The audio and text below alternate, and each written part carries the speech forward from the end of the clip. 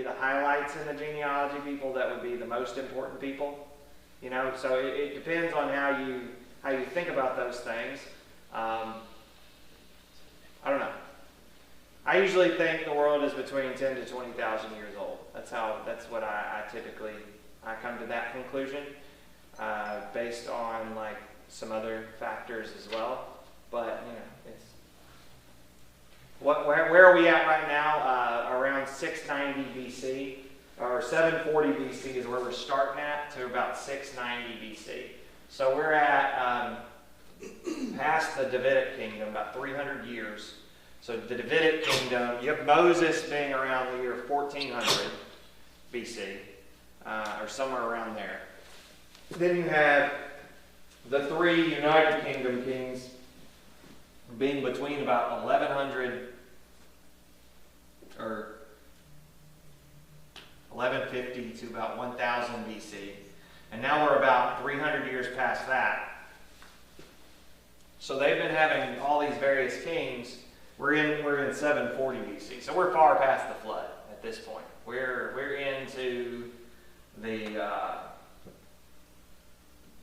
we're in the kingdom area, or the separated kingdom area, towards the end of that, because we have basically, you have a period of time about 200-300 years where after David, or after, I'm going to say after Solomon, because Solomon's the last United King, last king of the United Kingdom, where Jeroboam and Rehoboam split. So you have a few hundred years of that. We're at the end of the separated, where Judah basically is standing alone after this. So this, Isaiah is prophesying the destruction or the captivity of the northern kingdom into Assyria. So that's basically where we are time-wise. So it's at least 1,000 years then, isn't it? Probably. I'd say 1,500 years, 2,000, somewhere around there. Just depends on how you. There probably wasn't a whole lot of people by then. Oh, there's going to be a lot of people. It doesn't take very long. You got to remember, they had a lot of kids back then too. So this is like 700. So, well, you also got to keep in mind that,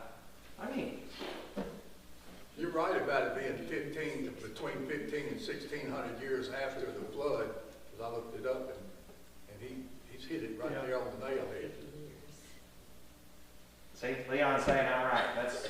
I wonder. Yeah, you are. I looked it up. I wonder when we started counting time. We say like 1,500 years after the flood.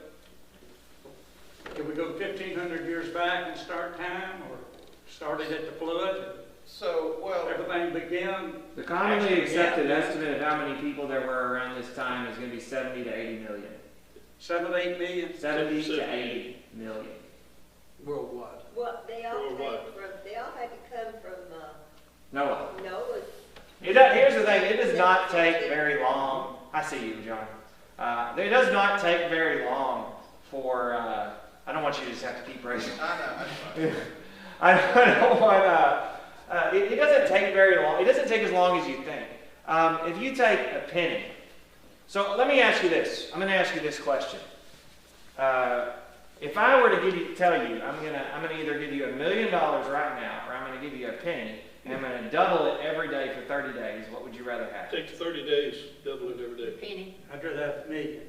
Okay, so you've just lost Yep. like millions of dollars. Right on. Because if you have the penny doubled every day, I don't remember exactly how much it is, but I think it's like $2 or $3 million if you double a penny every day for 30 days. I figured it out one time. That's correct. The reason I don't want the million, because I don't think I'd live long enough. Fair enough. Fair enough. The thing is, to get from the flood with 8 people to get to Isaiah with 70 to 80 million people will be like, oh, that can't happen in 1,000. It can. It can. Very, very easily can happen in a very short amount of time. Because you look at how many people went into Israel. 70. I mean, Egypt, you mean? Egypt. 70. Like 70, wasn't it like 70 to 120? It's around 70. 70, okay. Because I don't know where I thought 120. Jacob was around 120 years old. Okay, that's where I got 120. So you got 70 people going into Israel, and 400 years later, how many people came out of 2 Israel? to 3 million. 2 to 3 million. Either between 500,000, 2 to 3 to 2 million, depending on how you reckon. It doesn't take very long to get to that amount of quantity of people. It really doesn't. It seems like it would, because you're thinking in your head, it's like, man, that's a lot of people. But like the way people, especially, they have more kids. How many kids did Jacob have?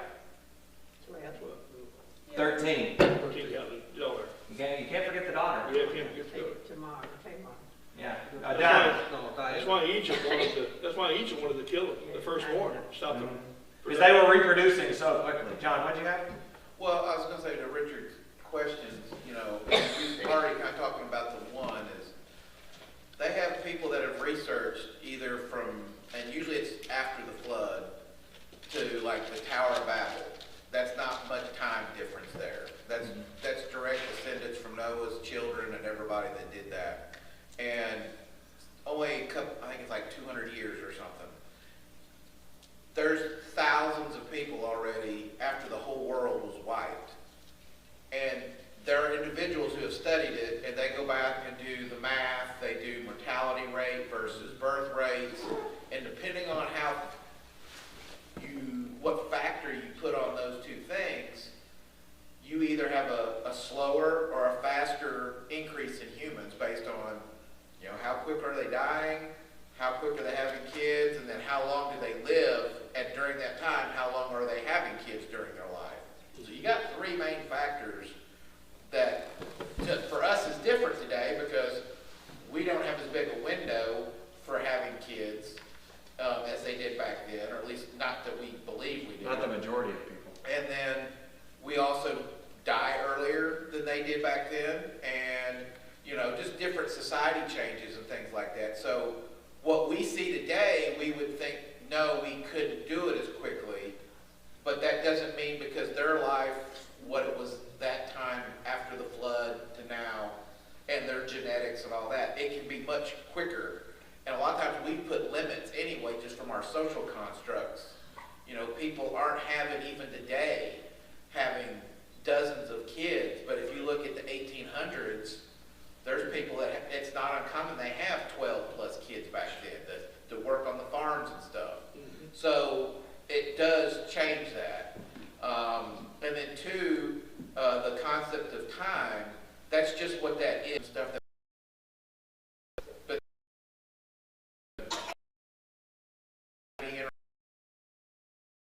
you know, we invented our concept of time.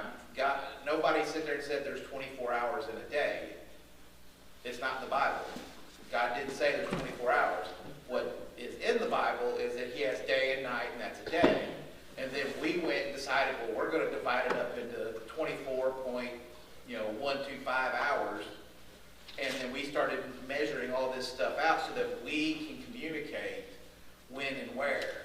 And then from there we took, and we just, you know, a year is because, well, that's about how long it takes for the earth to go around. We created our sense of relative, what that is. So we made those marks, and then we did all of our math off of that. So, you know, that God doesn't operate in our sense of time. He does what he wants, and we had to create this other stuff so that we could even grasp what it is. Yeah, I would say it's a lot easier to go from